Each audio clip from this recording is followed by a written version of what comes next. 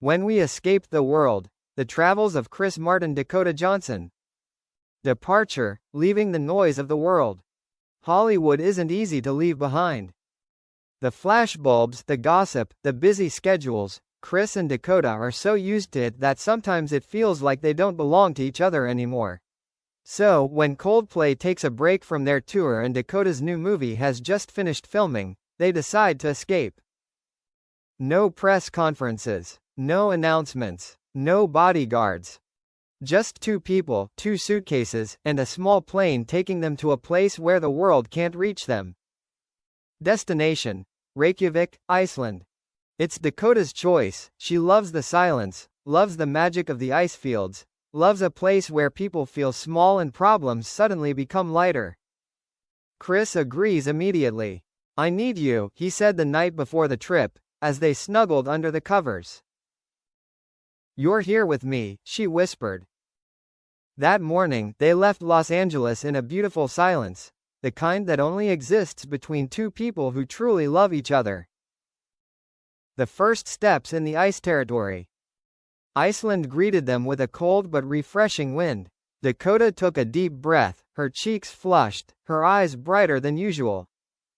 "Oh my God, it's beautiful," she said, almost exhaling. Chris looked at her, not at the scenery. "Yeah, it's beautiful," he said. Dakota turned to meet his gaze. "You're looking at me. You're always looking at me."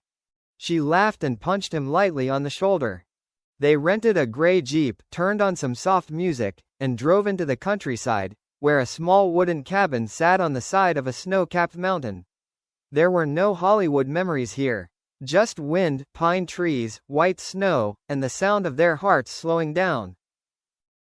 In that moment, they weren't Chris Martin, the legendary singer, or Dakota Johnson, the Hollywood star. They were just Chris and Dakota. And that was enough. The cabin of peace. The cabin was tiny but warm. A stone fireplace, a large bed covered with a down comforter. No TV, no paparazzi, no pressure.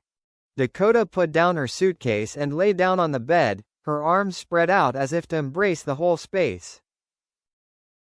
"I want to live here," she said. Chris lay down next to her, his hands behind his head. "I think we could grow old here. Hot cocoa in the mornings, snowstorms at night." Dakota turned, eyes narrowing.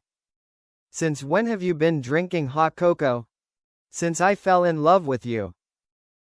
Dakota laughed, the sound echoing in the wooden room like music. "You're exaggerating." "No," he said, pulling her closer, "I'm being honest." In that cabin, the whole world shrunk into two hearts wrapped tightly together. The first adventure, hot springs under the blue sky. The next morning, they drove to a natural hot spring among volcanic rocks. Steam rose faintly, like the entrance to another world. Dakota dipped her feet in the water. "Honey, it's warm," she smiled. Chris watched her change into a black bikini, her hair tied up. He swallowed as if he were seeing life for the first time. Dakota stepped into the water first, quietly letting herself go, her eyes closed, enjoying the warmth. Chris followed. The hot water embraced them, chasing away the chill of the wind. They soaked, shoulder to shoulder, listening only to the sound of water and nature. "Dakota?" Chris asked softly. I thought life would end for me, but then you came." Dakota opened her eyes, looking straight at him. "I still don't understand," she said. "You came because you were worth it. You were worth loving." Chris took a deep breath, touching her cheek. "Thank you, for making me believe in peace." Dakota pressed her hand against his. "You are peace," she whispered. They kissed, a kiss as soft as steam, as warm as the gentle sun. An emotional collision, and honest confession. But love, no matter how beautiful, still has moments when it touches old fears. On the third day, as they drove along the foggy coastal road, Dakota suddenly became strangely quiet. Chris noticed. "What are you thinking?" he asked. Dakota turned to face the window. "I'm afraid that one day you'll get tired of loving me." Chris braked immediately, stopping by the cliff overlooking the silvery ocean. "Dakota," he said seriously, "why would you think that?" She bit her lip. "I know you've been through a lot. I know your heart has been broken. I'm afraid I'll hurt you again. I'm afraid this love is too big, too beautiful, and one day it will disappear." Chris reached out and took her hand. "Look at me." Dakota turned. Her eyes were trembling. Chris spoke slowly, firmly. "You are not my pain. You are my cure." She choked up. "You are not perfect," she whispered. "Nobody is perfect," he said. "But you are perfect for me." Dakota burst into tears, not from sadness, but from being seen inside. Chris pulled her into his arms, holding her tight. "I chose you," he said. "And I will choose you every day, until my last breath." Dakota nodded, hugging him as if he were the world. Night under the aurora sky. That night, they climbed the hill near the cabin to see the aurora. The wind was cold, but Chris wrapped his jacket around Dakota, pulling her into his arms. And then, the sky moved. Stripes of blue, purple, and yellow light danced across the sky, as if the universe were telling its own story. Dakota raised her head, eyes sparkling. "Oh my God, Chris, it's beautiful like a dream." "No," he said, his eyes never leaving her. "He's jealous because you're more beautiful." Dakota laughed, lightly slapping his chest. "You're so funny." "I'm just telling the truth." The aurora reflected in their eyes. They stood close together, silent, sharing a moment without words. Dakota laid her head on his chest.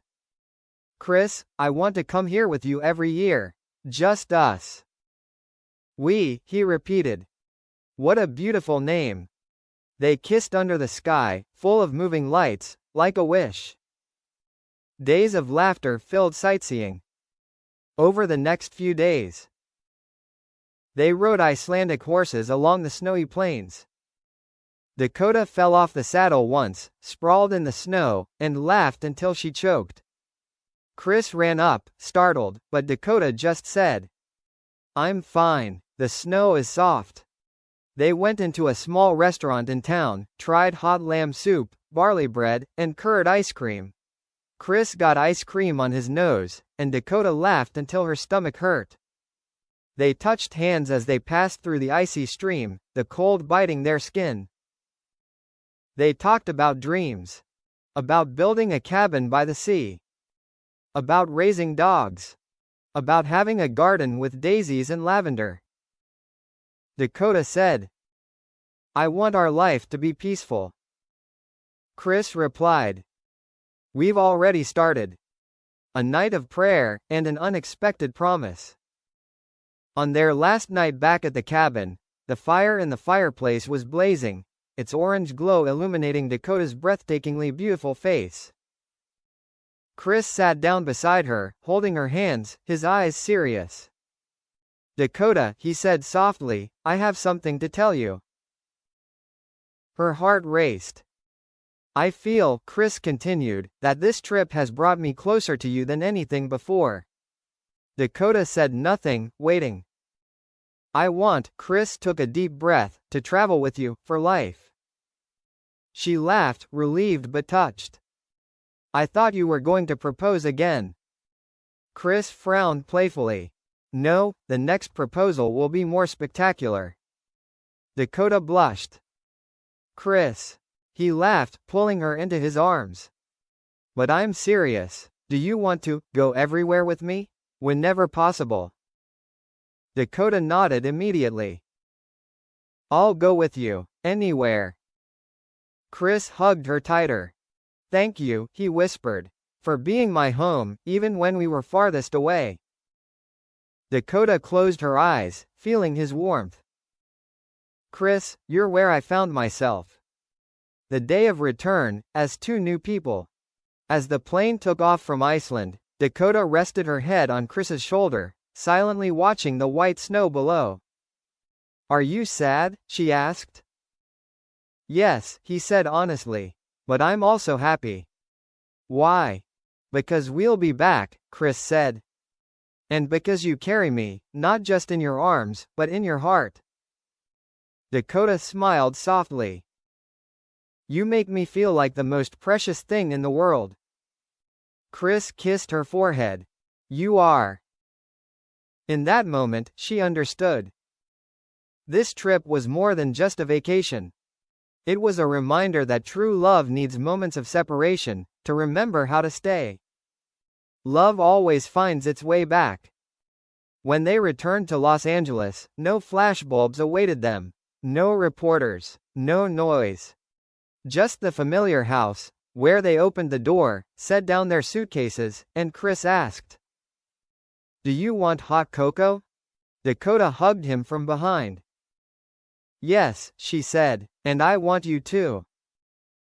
Chris turned, holding her tight. We've just traveled halfway around the world, he whispered, but I've realized something. What? Home isn't on the map, Chris said, placing his hand over Dakota's heart. Home is here. Dakota looked at him as if seeing him for the first time. So, she said softly, you're home. And then they kissed, a long, deep kiss, more meaningful than any paparazzi photo could capture. Because in the end, love isn't a destination. Love is a journey they take together. And they'll keep going.